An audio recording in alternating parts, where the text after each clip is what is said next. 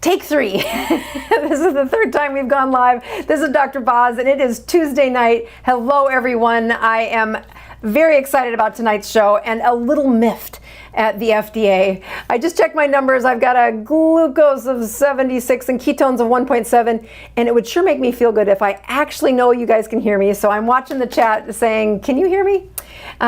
The other number that I checked right before going live is a uric acid of 5.5, and I am 60-ish hours into fasting. It has a very nice backstory, and it is uric acid. Uric acid testing strips, and again, a point of care testing strips, meaning you test your own uric acid and you learn about your health. Very similar learning curve to what happens when glucose was first taught to you, and now you prick your finger and check ketones.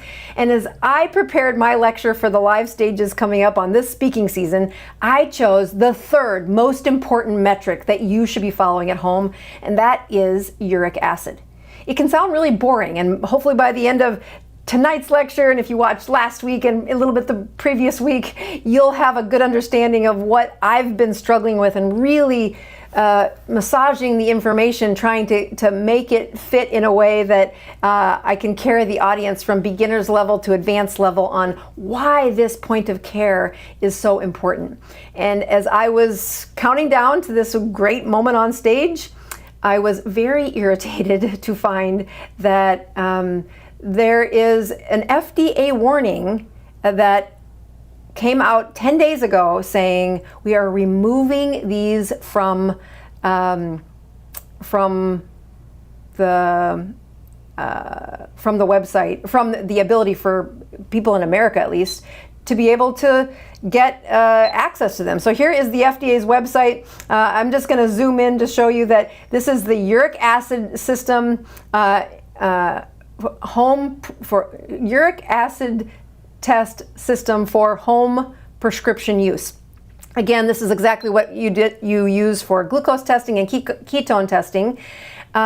And this website, which appears to have last been updated on May 13th, about 10 days after they sent out this announcement that said, hey, we are taking this off of the ability for patients to get this from the websites. You can't buy the test strips or the kits on Amazon anymore.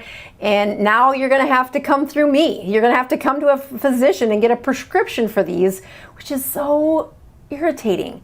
I mean, we're moving forward in many other places, like, continuous glucose monitors we think are going to be direct to consumer by the end of the year. The FDA is approving things like that, but it's saying no to uric acid.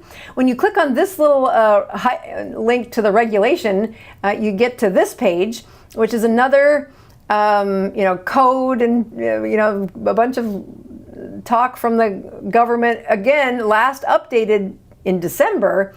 But if you look deeper into what they're talking about here, it says, this, let me just do a little bit. Uric acid test system is a device intended to measure uric acid in the serum, plasma, and urine. These measurements obtained by this device are used in the diagnosis and treatment of numerous renal and metabolic disorders, which is definitely feeding into what I'm trying to teach. This includes kidney failure, gout, leukemia, psoriasis, and other issues. And now I think it's interesting that this was amended in 1987, and then further amended in 2019, and then again in 2020. I don't know, updated on this date. So I don't have an answer for why. I'm definitely frustrated and irritated. And I hope by the end of tonight, you at least see why you should care. And hopefully we can figure out what this fuss is all about, because it really isn't that exciting. So I wanted to say a special hello to all those out there watching and tuning in on our Tuesday Night Live. I do think this might be one of my favorite lectures, because it is, well, it's the kind of information that makes me geek out a little bit. It isn't, these are the slides that, well, some of them don't make the cut for what is going on stage. So if I had an hour and a half on stage, I would use these slides, because I think this is the most interesting part about what I've been, layering back almost like an onion to get to the core of why this number is super important. And if all things work out, I told my support group this morning at the Pin Chasers, that's the bowling alley where we meet and talk about, anybody wants to come have questions answered. It's free. We meet across the parking lot here in a place called the Pin Chasers in Tampa, and we do it every Tuesday morning at 8 o'clock. And it's free to the public. It's me doing some, answering questions and just trying to bridge a gap where your insurance is not going to pay me to teach you about this. YouTube is a wonderful place to get it for free, but I need human interaction for some of this. So selfishly, I practice my speeches to the folks that show up, and I get to ask them some questions, hear some of the frustrations, but also they get to watch me noodle through things, like how would I explain this? So we're going to pick up with some of this lecture, and I shared this morning with them that I have a boy crush. You're going to figure out who the boy crush is on by the end of this lecture, and maybe a little foreshadowing for next week. So let's get started on the lecture, and if you like geeky topics, I hope this is relevant, and I do want to hear some feedback on this as we dive into the topic and share with you what I think everybody should care about. All right, let's get started.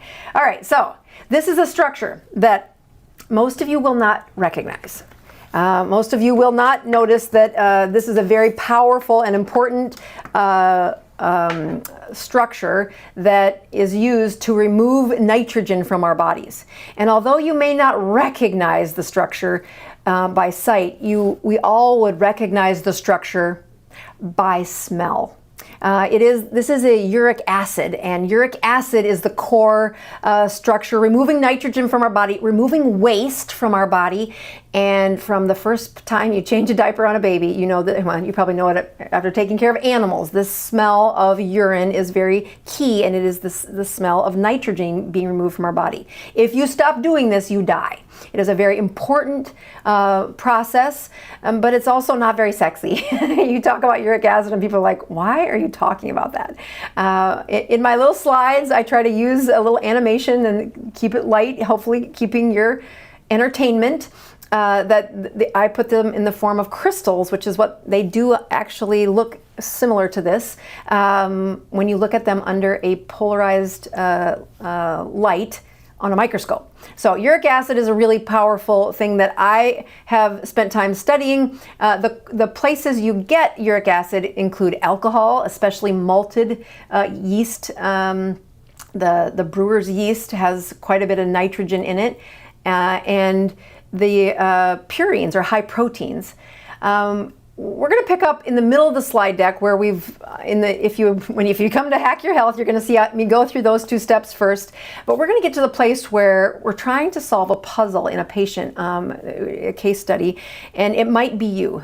The three sources we're looking for, where is this nitrogen coming from?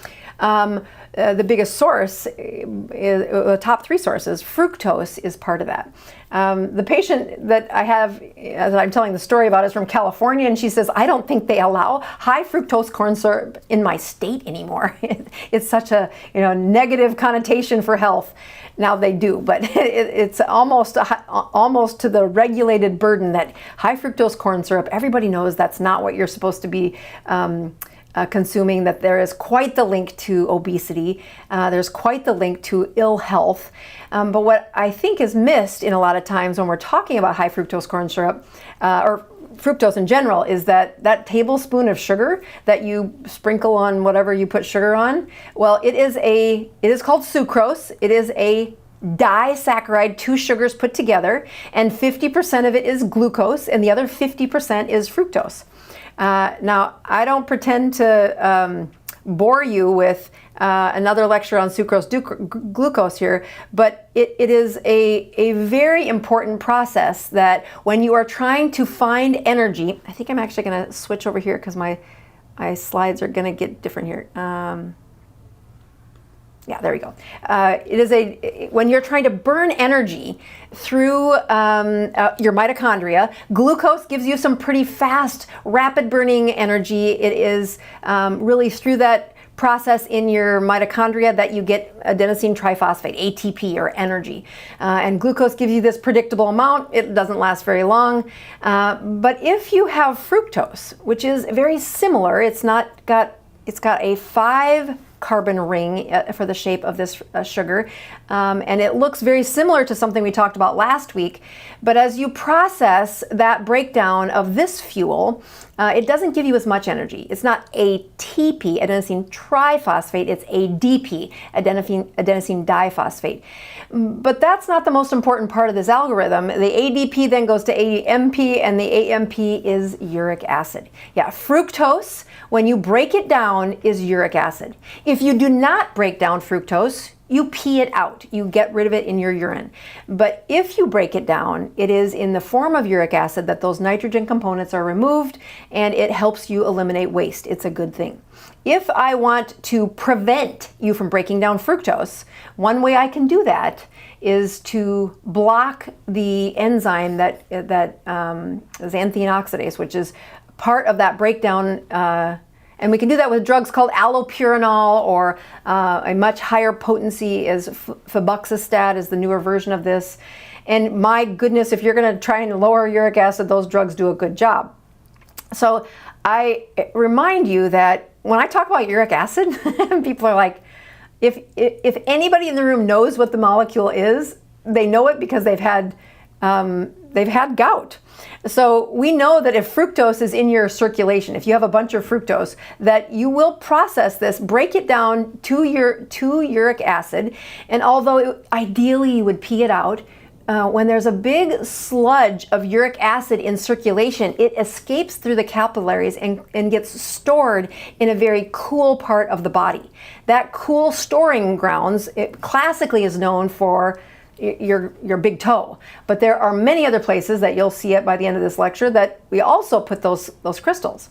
So if you've had gout, and I'm watching the chat. I have a question by Jim saying, does the liver store fructose when you eat sugar? No, storing fructose, it will lift it and metabolize it, but the storage version of it is uric acid. So that is that's a good question, actually. All right, so the punchline of what I've learned with lots of books and papers and just really reframing the work of uric acid, we know that fructose triggers the production of uric acid, but that uric acid is a huge stimulus of hunger. You know, last week we talked about one of the hormones for fat. And I'll tell you, you guys didn't like that video very well. It was not one of our best performing videos, but I loved it. It takes you to the third hormone before I talk about this hormone that is really important for converting energy into stored fat or metabolic water. That's what's in a camel's hump. And when you look at the people who have a camel's hump on their tummy, this big beer belly on their tummy, it's stored fat, very similar to this camel's hump. And might it be stimulated? Might it be caused by the fructose to uric acid? That uric acid in circulation stimulating the hormone that really makes us make fat, that is generating the storage of fat. And in my lecture and in lots of the books, you can read about how, oopsie, not that one. You can read about how the evolution that we all break down fructose into the molecule uric acid is allowing us to store fat. And you say, what do you mean allowing us to store fat? Yeah, if you go back in evolution, if you couldn't store fat, you didn't make it to the other side of that famine. So it's a survival component. It just does not play out well in today's world.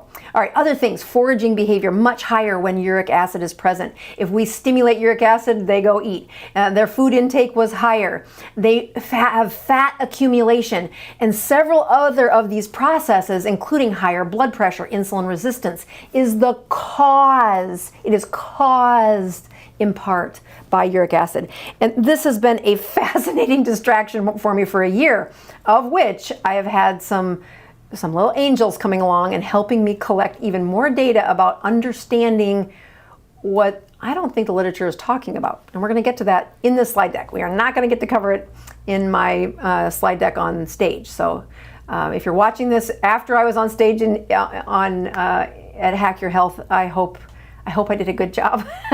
It's in the future of this moment for me. All right, so those are the three sources where people get uric acid: fructose, alcohol, or purines.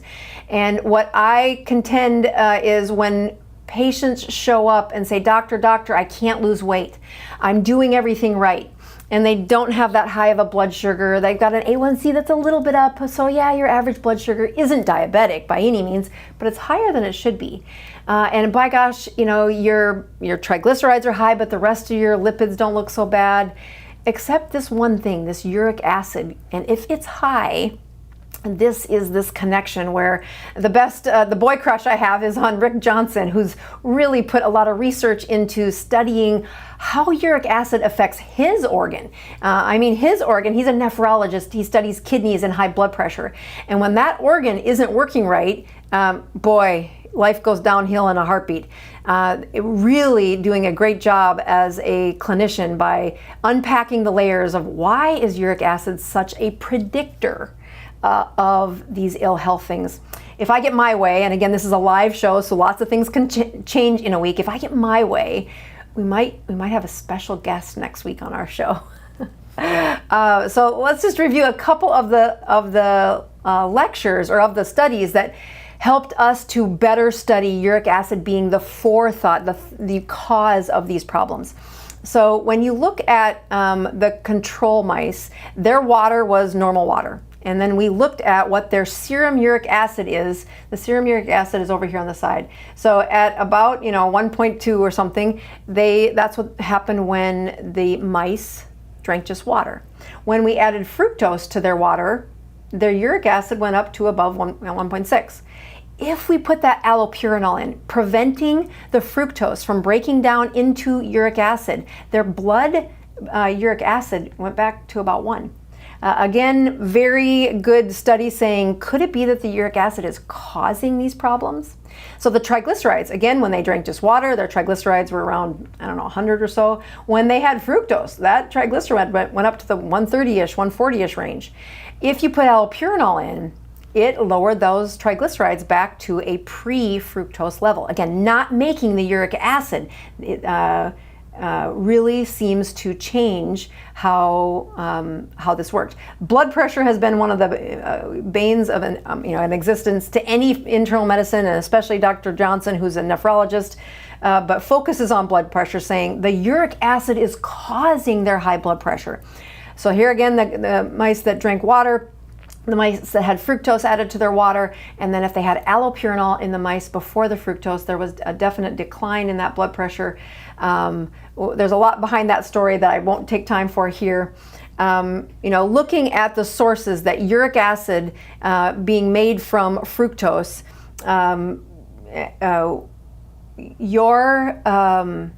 there is this pathway that really was the major shift in framework for me the last year. And I actually had to go back to my physiology book from 1998, copyright 1998, maybe it was 96.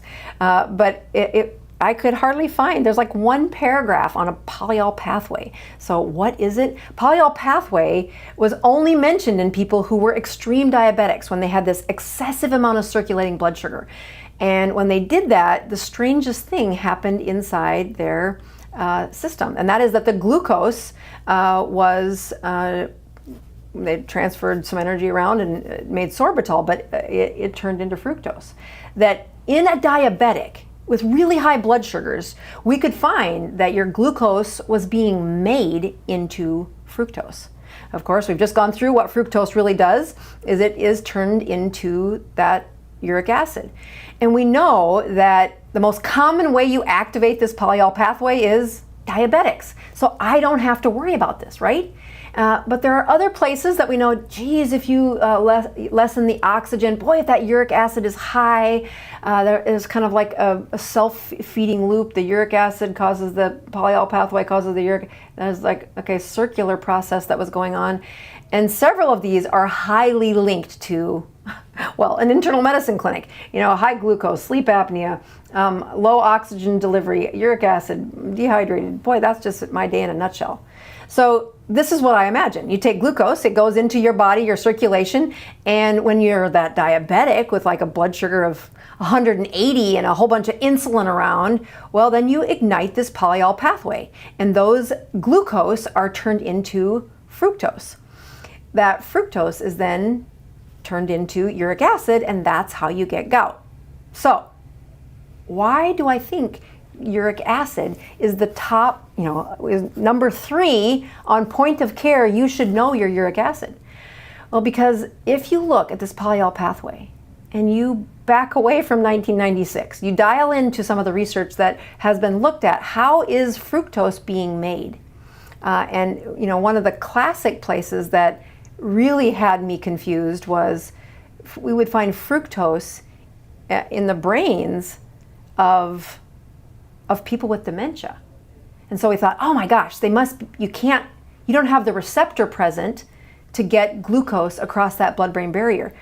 The specific receptor for fructose to lift across a cell membrane is GLUT5, and that is not found at the blood-brain barrier. So we would say, oh, these people have dementia. They have fructose in their brain. They got that dementia because they had a leaky blood-brain barrier. Yeah, stay tuned. That's not what I think anymore. That polyol pathway we are finding is ignited with as little as a glucose of 120. All right, that is so not fair. I wear a continuous glucose monitor. I look at my blood sugars. I see what happens when I don't sleep well. On Mother's Day, I went to see my son at KU, and the plane didn't do what it was supposed to, and we didn't get home till 2 in the morning. Man, my glucose, even though I was fasting, my glucose all day on Monday was not great. I mean, it was in 2 digits, not 3 digits. It was in the 80s or 90s. But by golly, it should have been lower than that. I hadn't eaten in over a day. And you watch what stress does. I wear a continuous glucose monitor. To hit 120 is not that hard. It's easy to do that.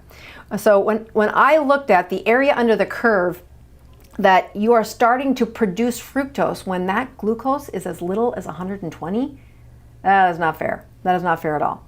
And then to look at the other places that we have found uric acid crystals. We have found them in the, we found them in, I'm trying to get this to draw, the plaques of your arteries. We found them in the kidney biopsies, the parenchyma of kidneys. We have found them in brains. That in the brains, that is, again, blood-brain barrier. Well, how do you get that plaque on the other side of it? So this picture shows you right here is the blood-brain barrier that, and this little receptor there is a GLUT3 receptor. GLUT3 receptor is what lifts glucose across that blood-brain barrier. How does glucose get into our brain? Well, don't be a swirly rainbow on me. Oh, there we go. Glucose gets across that by going through these receptors, and it's a mechanism where that's how glucose gets in. Fructose, if it came along here, could not get across that. It is absolutely not the place for fructose. But when you are a diabetic and you lift that glucose over that blood-brain barrier so that the brain is in excess of glucose, that the amount of glucose needed for functioning, you far exceeded. You only need 7 grams of carbs to keep the blood sugar at 100, and you've got blood sugars in the 180s. And inside that brain, we call dementia, we call Alzheimer's type 3 diabetes, because we know that the glucose was heavy there. We know that the glucose in excess ignited the polyol pathway and turned those molecules into this 5-carbon ring. It's got 6 carbons, but the ring, this is a different shape and size molecule, and as a result, it becomes those crystals of uric acid, and we now find that the tau proteins are what is predictive of that type 3 diabetes. I like this next picture. I'm going to actually zoom in over here. That when I look at this image, what I want you to see is this is a nice, healthy looking astrocyte. You can see that the contents inside and the energy inside is all contained. It's beautiful. It looks gorgeous. Same thing here. This is all contained inside this astrocyte. This is not gorgeous. There is a it's like fuzzy, it's furry, it's like moldy. It's not moldy, but there is debris all around this. And part of that debris is from the chronic inflammatory response from uric acid crystals inside the brain. Well, where did they come from? It wasn't the leaky blood-brain barrier, although that's an interesting thought process. It really is that your blood sugar was above 120 and you ignited a polyol pathway because it wasn't above 120 for like 2 minutes on a Friday night. If you're wearing one of these CGMs, these continuous glucose monitors, it is fascinating how much time you can spend above there if you're not diligent. In the last couple of months, my husband did not wear a continuous glucose. He wore one for a while, and then he did not wear one. And he's just, again, started wearing it for about the last 4 weeks. And boy, he's just been chirpy about how much his latte in the morning makes his sugar go up. Because he was expecting that to be negative, like it's not going to do anything. And I'm like, dude, you're my age. We're the same age. You've been around the sun 53 times. This is going to take a toll on you when you're the area under the curve for sending that glucose a little high. So this is what brings me to the best part of this talk, which is I have a favorite patient out there, and his name is Patrick V. If you've watched this channel long enough, you'll know that he wrote in he first discovered keto after a terrifically sad event that landed him in an ICU bed. He looked like many of the patients that I see in an ICU bed. They're on death's door. They don't know it, but they have all these predictors that they are not going to make it forever. They are in danger of having a chronic inflammatory problem destroy your body from the inside of the mitochondria out. Well, a urologist tells him to go on the ketogenic diet. He finds our education on YouTube, and he's an engineer at heart, at mind, I should say.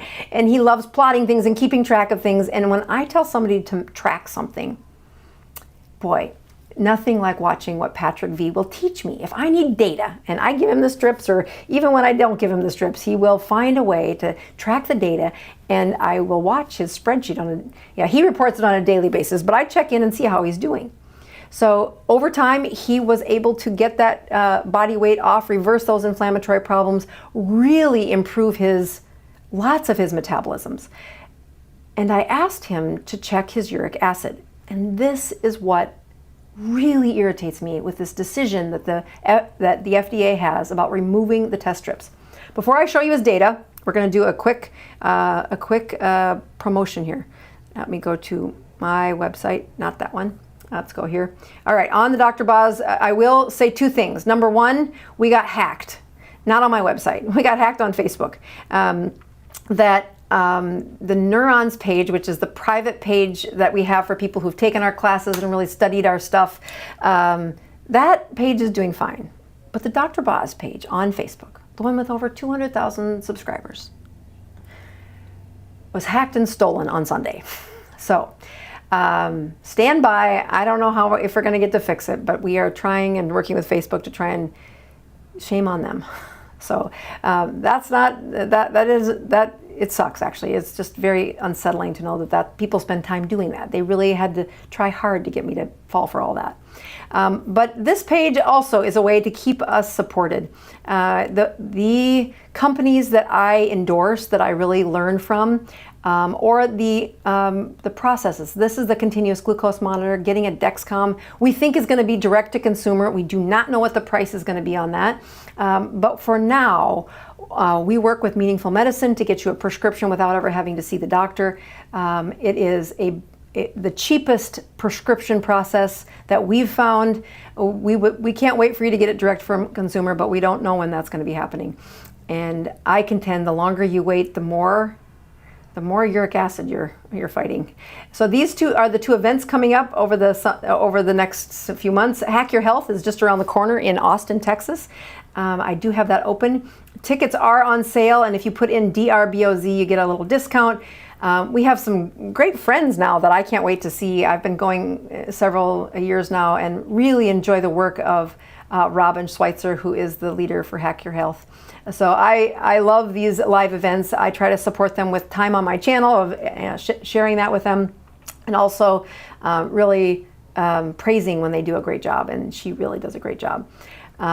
So the big announcements that I want to say one more time, and I've done this a few times, is please sign up for our email list. When things like our Facebook page happen, and I know I don't have that many people who've signed up for my Facebook page. I know I don't have 200,000 people on my, I know I don't have that many emails signed up on my email list.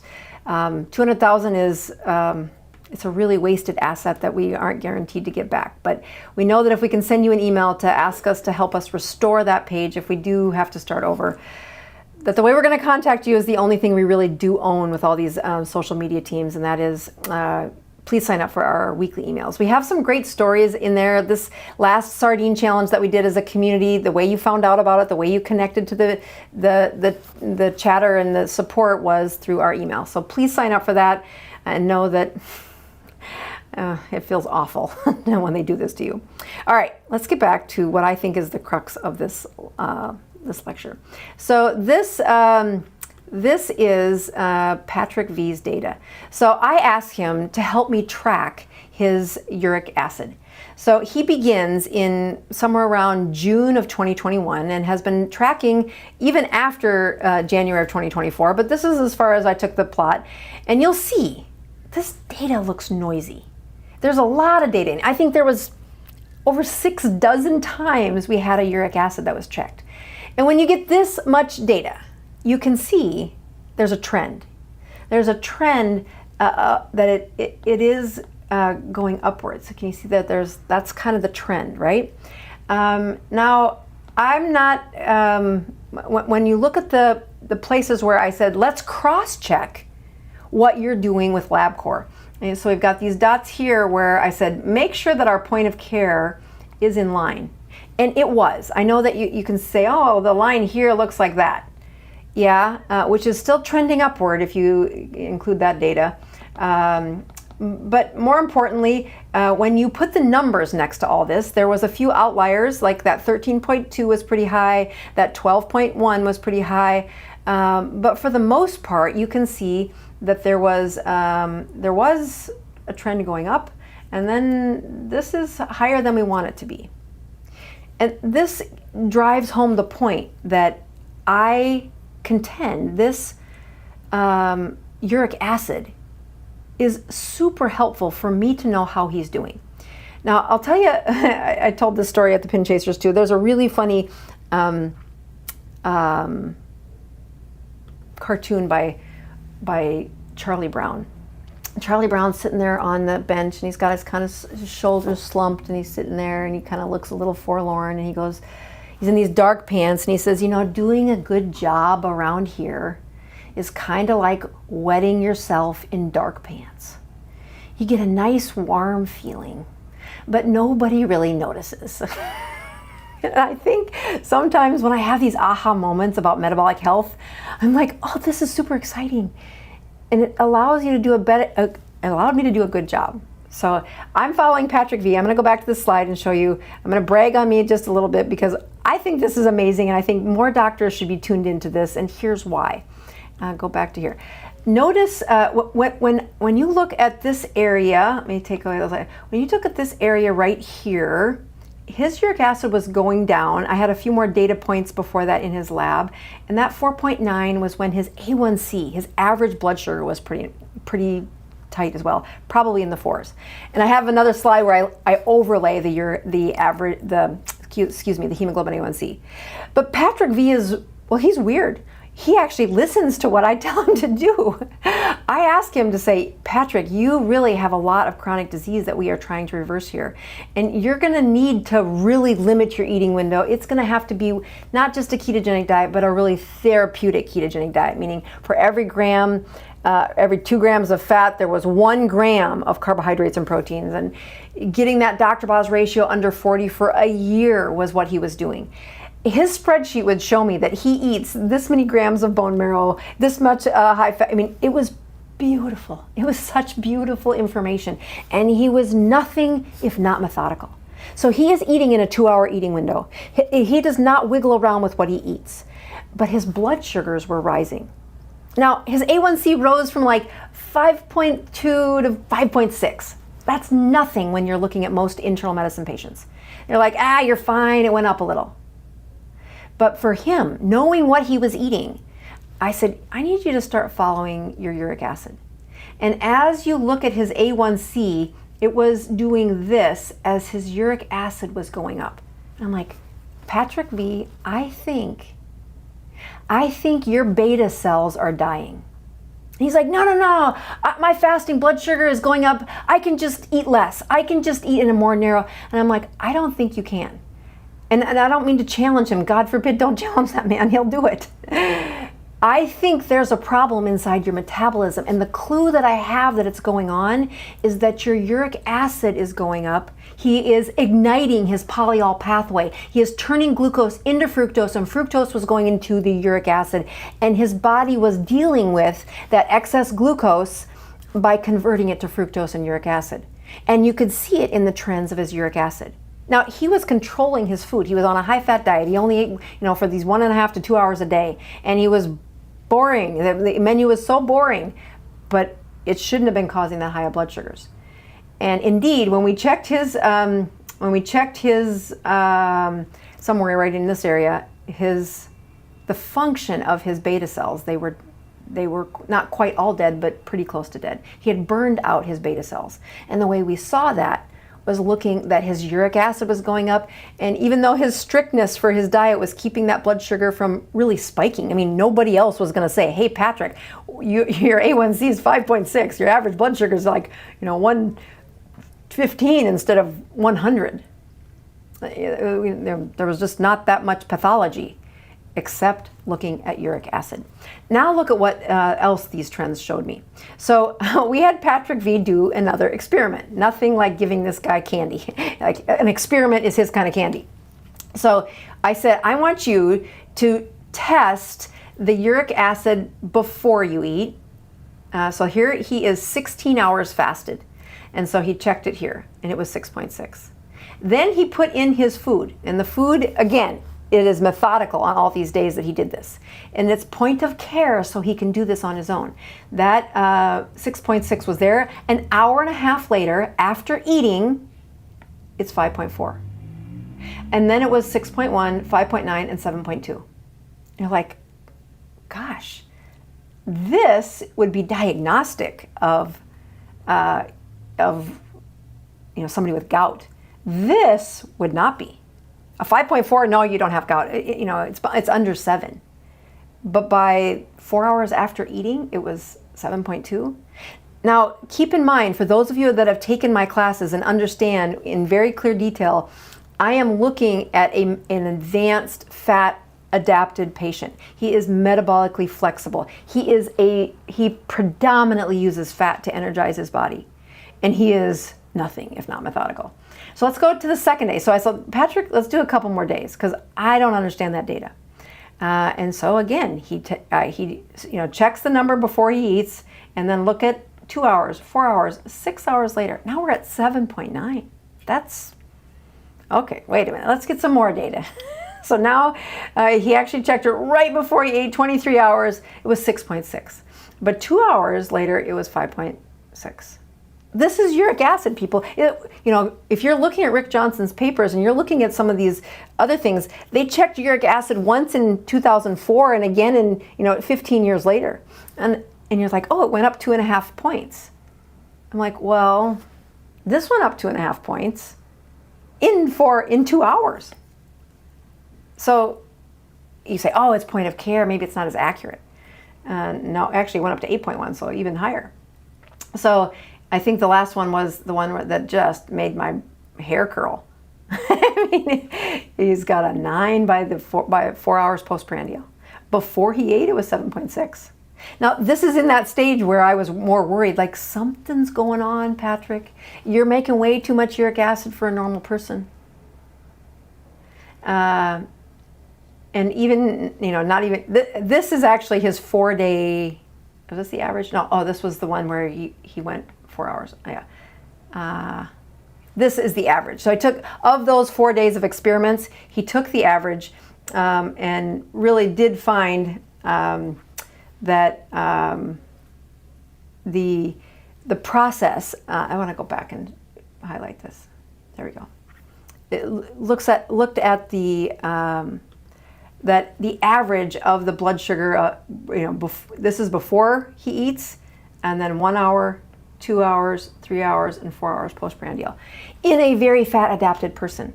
Like, I checked my uric acid this morning when I was like 55 hours fasted, and then I checked it right before I got on this show at 60 hours fasted, and I don't know, it was like, I can't even remember what it was this morning. I can't even remember what was the beginning of the show.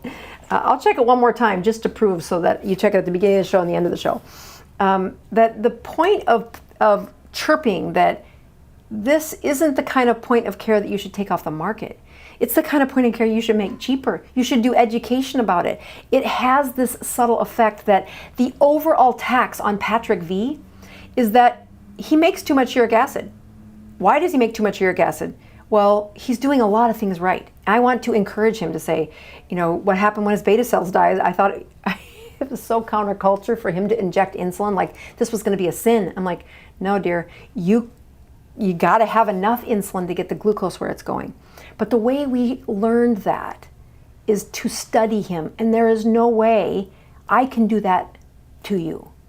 You have to do that for you. And when the patient comes in educated, when the patient comes in curious, when the patient comes in with a spreadsheet and plots their meals every day for the past year, dang, they win. I mean, I win because I learn, but they win because they're helping me see a pattern that I would never have the privilege of seeing had we not done point of care. All right, I'm going to do this uric acid one more time just because I think it would be interesting to see what it did from the beginning of the show to the end of the show. And again, this is the ForaCare, but don't try to go find it because it's not available anymore. It is a 14-second countdown for uric acid. I'll let you see it live as I do that. And what I hope is happening is on that questions page that you're putting uric acid questions. Boy, you can barely see it on that. Let's see if I can get that. Here we go. Yeah, 5.8. So from 5.4 or 5.2 to 5.8. Now, to explain why my uric acid is doing that, I'm fasting. I'm moving nitrogen around and exiting my body. Another word for that is autophagy.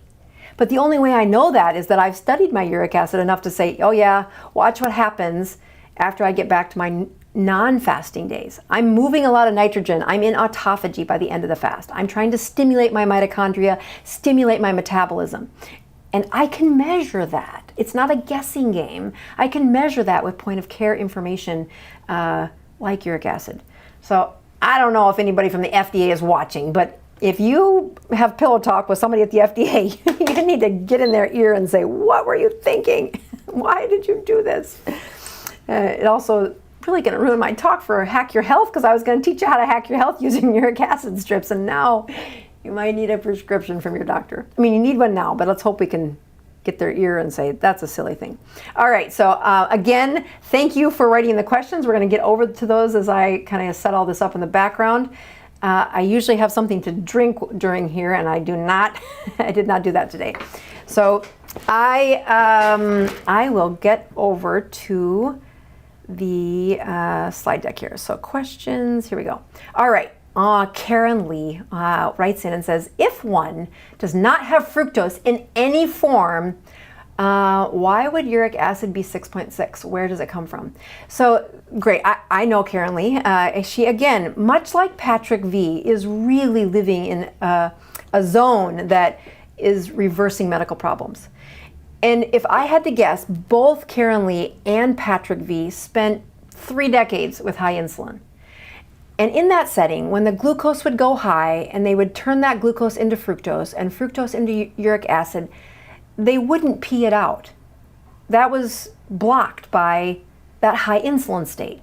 So because their insulin was high, they put uric acid, behind their left earlobe. They put it in their big toe, but also in other places.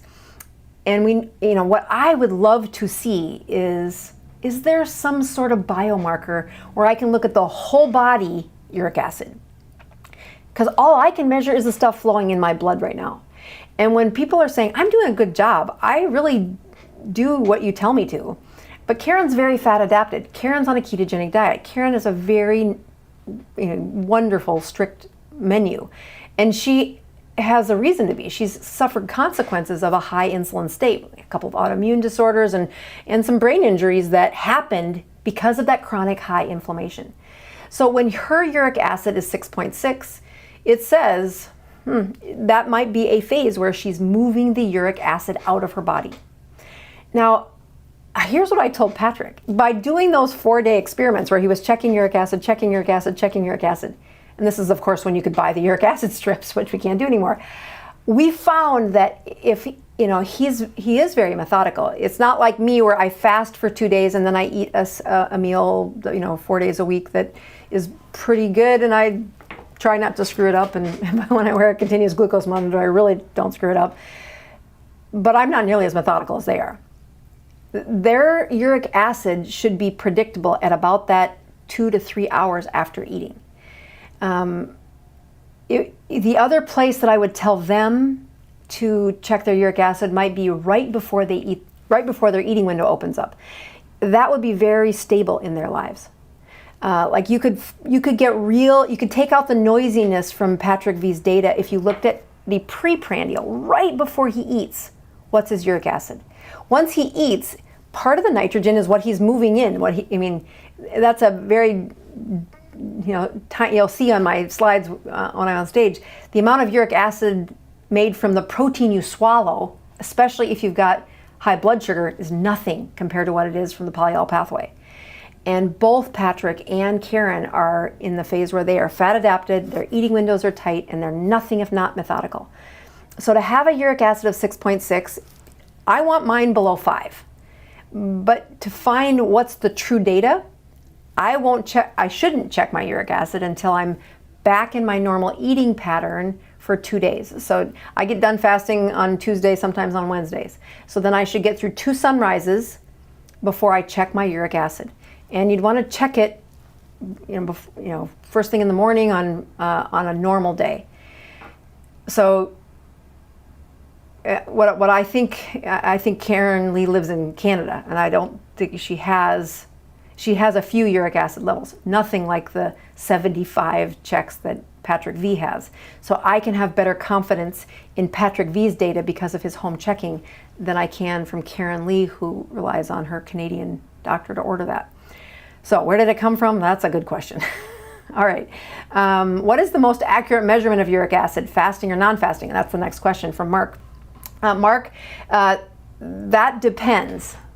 If you are an insulin-resistant, standard American diet kind of guy, it means that you've got plenty of insulin flowing, you've got plenty of nitrogen flowing. The source of your uric acid is from the polyol pathway, from having a high blood sugar. So if you're trying to say, well, what is the number? You'd want to get it fasting, or like first thing in the morning before you put food in. That's what I would tell a patient before I learned all this. Now I would ask the patient, are you like Patrick V, where you have this really tight eating window with all, this perfect, fairy tale patient who weighs his food and has, so many grams of fat and this much protein. His autophagy, his movement of nitrogen is going to happen after he eats for a couple hours, and then it should hit his niter, that baseline.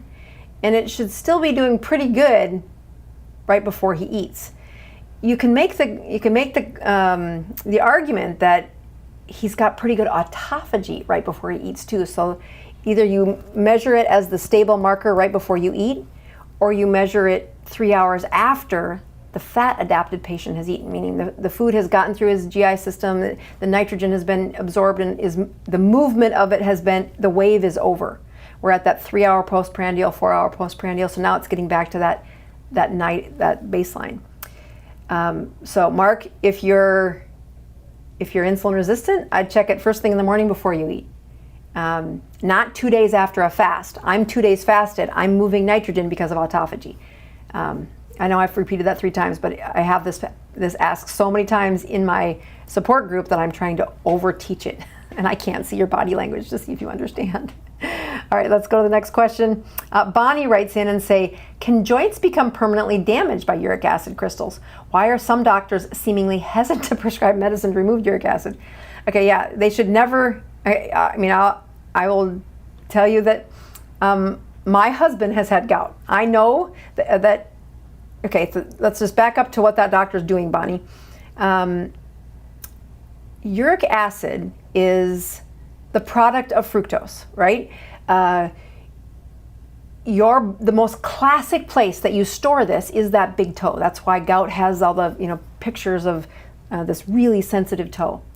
It's putting those uric acid crystals in several other places, but when the uric acid goes into the joint, the only way it goes out is if the blood has a lower uric acid and can sweep that nitrogen out of storage back into the flow of blood, and then you pee it out the kidney. That if you want a prescription for a xanthine oxidase inhibitor, which is what allopurinol is, it's what febuxostat is, the gold standard is actually to take the inflamed toe, put a needle inside the joint, pull out some of the fluid, squirt the fluid under a microscope using polarized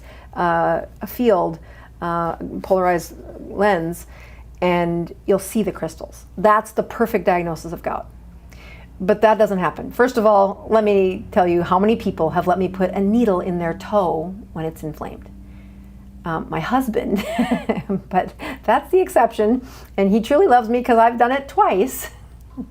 He has gout. His family has gout, a family history of gout, and he'd been on allopurinol for many years, and then I studied uric acid for a year, and I said, we're going to up your removal of uric acid. We're going to put you on febuxostat, which is like 10 times stronger than allopurinol. And he's like, why? I'm not having any problems. I said, I know. And then I would try to tell him this, and he's like, whatever, I'll do what you tell me. So Bonnie, I put that on his, I upped his prescription to remove more uric acid because I think his whole body uric acid was high. Do I think that I can undo the destruction that might have happened when those uric acid crystals are there? Yes, but only if you remove the uric acid crystals, which means you need to get the blood level low enough that it's a concentration dependent process. So the concentration in the kidney or in the joint has to be higher than the blood. And if I keep lowering the blood by having him take that prescription medication, his whole body uric acid is lessening, at which point that joint, it's a human joint, it's got fibroblasts in it, it can repair. Now, I'm sure there is a point of no return, but what I think is interesting is we did this transition of him going on febuxostat in the fall, and the whole talk I'm giving at Hack Your Health is, can the resistance to body fat loss be that their whole body uric acid is too high? And by lowering that uric acid with a medication like febuxostat, can you help them lose that weight that they can't get off? And again, I hope to gosh my boy crush for next week happens and I get to talking to this researcher, Dr. Rick Johnson, and ask some of those questions. I know we're at the top of the hour, but I'm going to go for a few more questions here because I think these are great. Bonnie went on to ask, do uric acid in the brain cause headaches? I don't know. I don't know. I can't imagine it's good for you, but and then Debbie writes in and says, how are the uric acid readings representative of the accumulation of how good our metabolism is working? Well, I think I explained that when I was talking about, like, my husband's uric acid wasn't that bad. When a doctor goes to write for these prescriptions, what we need to figure out is, do you have crystals stored in these tissues, and do I need to help you get rid of them? Obviously the tipping point for a gout flare is that the crystals got so dense in that toe that it caused a gout attack. And what is a gout attack? It's the movement of crystals. So you get a gout attack sometimes when you're emptying the crystals. So when you look at these uric acid readings that are all over the place, again, I didn't put all the data points on there. There was over 70 of those uric acid crystals or uric acid data points in there. The trend in that, that large data set, when I'm looking at Patrick V's numbers give me the confidence that I can see past the noise to see that the accumulation was higher. Here's the other answer to that, Debbie, is that when we added insulin to Patrick V, his beta cells were dying. And I knew that because of the rising A1C, which was slight, but the rising uric acid. And by prescribing him injectable insulin, his beta cells stopped making it, and we did the test to prove that. By prescribing him injectable insulin, his uric acid went down. I mean, it took 6 months, 7 months to see it go down, but so did his A1C. So your question is, how can this noisy data be representative of how your metabolism is working? When you're not storing the nitrogen, again, why do we make uric acid? We make it because it's the waste product that we couldn't get out of the body quick enough. There was too much waste product in transit that we said, okay, just store that uric acid over there in the big toe. And when the body's low on it, we'll get it out of the body. We couldn't sweep it out the kidney fast enough. So that uric acid is a measurement that says, uh-oh, the waste products are building up. The big point of contention that I have for people checking it at their home is that one data point doesn't help you. It's the mass data that I can summate that improvement in their metabolism, and it's because they've got the waste out of their body. So again, I like my A1C to be less than 5. It's not there yet. I'm right on the edge of 5 again. I like my uric acid to be less than 5. That, I'm not going to lie. When my husband takes Flubuxostat, and I'll steal some of his Flubuxostat every once in a while and say, oh, I just want to lower my uric acid for a few days. And it's such a powerful drug that I don't know if it's doing anything, but a year of studying uric acid and I think, oh yeah, I don't want my brain to do anything close to what happens to demented patients. I've been studying these patients for almost 20 years now. And if lowering my uric acid a little bit lower protects me a little bit more from the crystals that might have ended up in my brain after 15 years of being insulin resistant, now that's not medical advice. That's just, I want you to think through the process of why that medication was even thought of in the first place.